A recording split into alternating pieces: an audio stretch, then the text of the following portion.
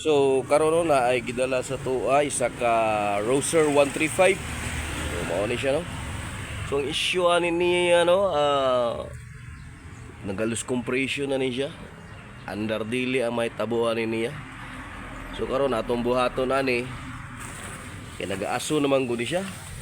Kung mapansin ninyo sa tambutso niya so nagabasa na gyud siya no.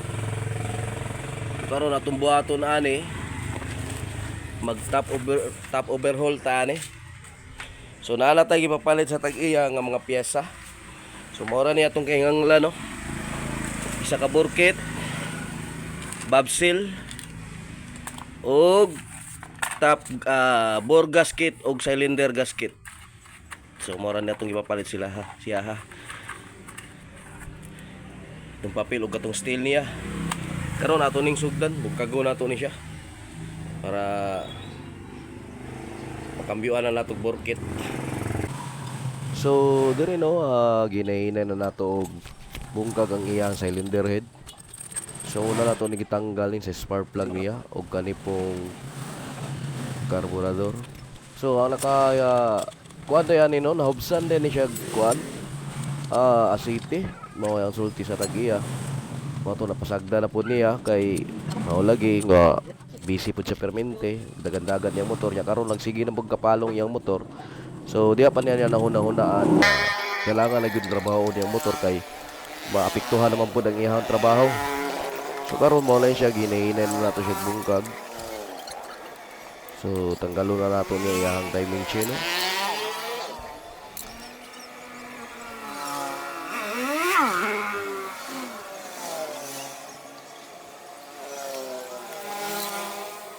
So diri na part no, pagtanggal nato siya ang timing chain no. Kailangan dili nato siya mahulog dito kay basig magbungkag na punta sa iyang clutch side. So ato lang siyang gibitay diha ang iyang timing chain kay para dili na tagak dito sa kuan ubos. Para di na punta kabungkag sa iyang clutch side kay pakikira na magbungkag pa ta sa iyang clutch side taas na kaya trabaho sa head lang ato ang tuyo. So karon tanggalon na nato ni ang iyang cylinder head.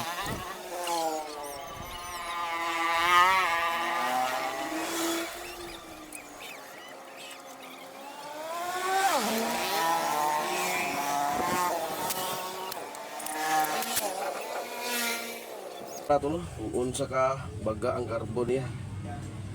Unsa po siya ka itom. Panto nakabukwak na siya og asiti. So diri no, ato siyang gi-remind nga kulang day ang valve seal og duha kay 4 valve man ni siya. Duha ra man ka valve seal lang yang napalit. So karon nato na ni siyang tanggalon ni iyang bore niya para makita nato kung unsa kanako iyang damage siyang piston. So karon nato na ni siyang birahon, tanggalon na nato ni para makita nato iyang piston.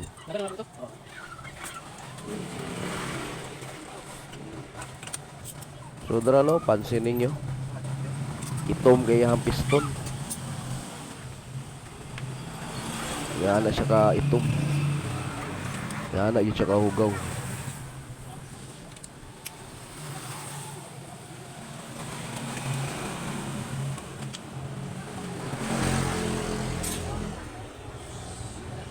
So makita na to yung piston, mo na yung piston.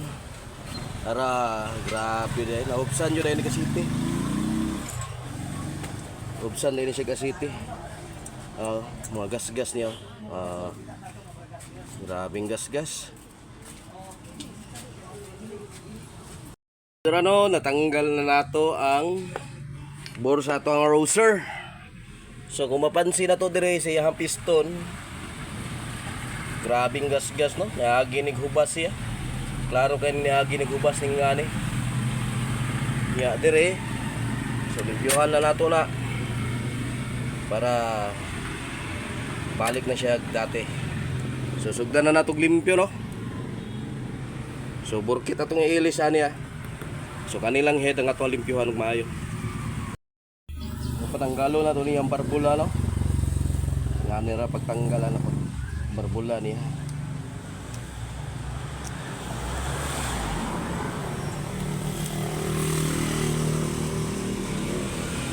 Balik na to ni siya kay Nanay mga stick bearing sa sulod kay basig mga tanggal.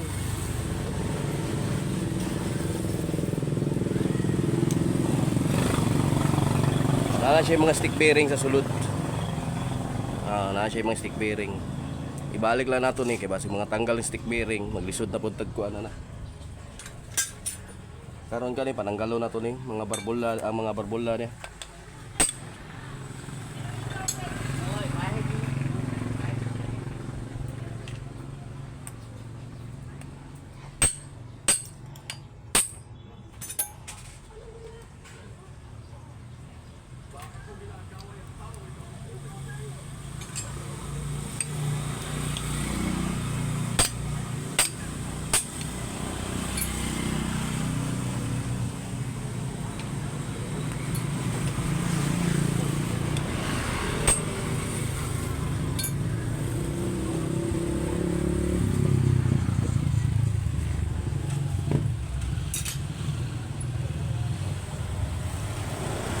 O mapansin na to yung barbola, no? Grabe ka ugaw. O ano to siya, nagalos compression siya.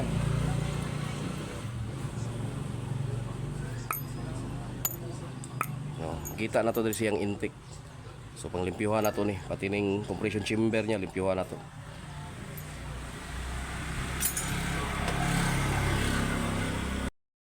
Humana taglimpyo. Karon simbolo na lang nato ni. Ayan siya, simbolo nato. So diri no ginahinay na nato sa taod. So kung mapansin niyo wala ta nagbutang og gasket maker no kay atong gibutang na gasket is guwapo siya quality. So dili na nato ginabot kan og kanang gasket maker para po ang ato ang trabaho presentable, dili pud siya ugaw tanawon. So muna siya na taod na nato yung piston karon kanina po diyang borkit.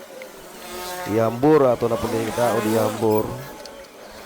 Sigali lang yung pagtaod siya hambor no.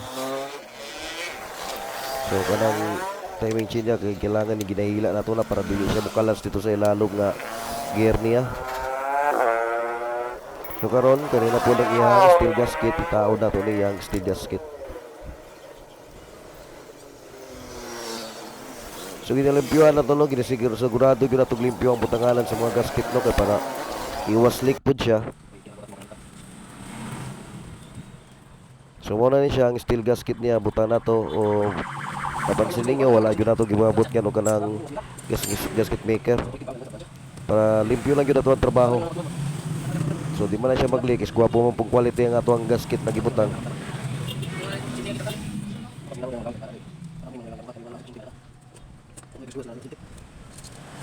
So dala na tao na nato siya.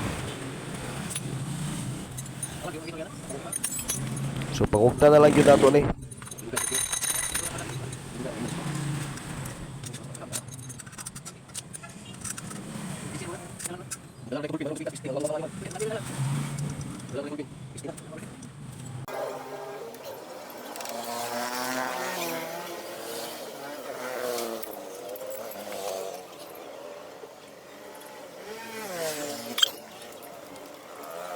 So dire no, gigamit na to nga pag-adjust sa iyang barbola is nagamit ng pillar gauge. So ang purpose na to kay para magpantay ang iyang intake, magpantay po ang iyang exhaust. So dili pwede dire nga mata-mata tong gamito na nino. Gamit yung tag pillar gauge sa pag-adjust sa valve ni. Tag-adjust sa valve. So atong gigamit sa valve ni valve clearance sa to ani 0.08 o 0.010. So gamit yun ta og pillar gauge kay para magpantay gyud duha. Pantay. Sis.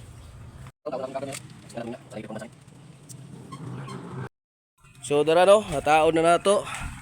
So ang atong gilisan ani burkit, gasket, bore gasket, cylinder gasket nga steel, nya piston. Karon testingan nato siya paandar. Kung kumusta ang andar niya. Gi boss, paandar da boss.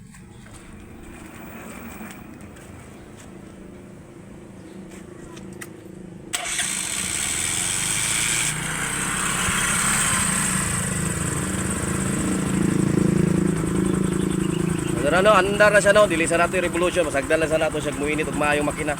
So kanina dire gibot nga nato ni kaning naisabo no kay napuno na ni og oil. Mao tong nanggawas na diri sa tambutso niya. Gibot nga nato og sabon na nay tubig. Nya painito na to kay para manggawas ning ingani kabaga nga carbon sa sulod. Samo na mga carbon. So ato sang painiton. Pero kung makita ninyo iyang minor. So gwapo na kay iyang andar no. Kana na lang painit na lang ato ang kuan na. So okay na tong Ruser 135. Painit na lang. So darano okay na nga to ang Ruser 135. So mo to ato siyang gitap overhaul, gilisan na tog borkit. Kay tungod diga-aso siya dagan. Kadagan siya gabugwak siya gaso. So mo na ni siya. Start na to. Ano yung andar no? So valve clearance sa to ani kay 0.08 o 0.010. Wala pa valve clearance sa itong gibuhat. Hoy!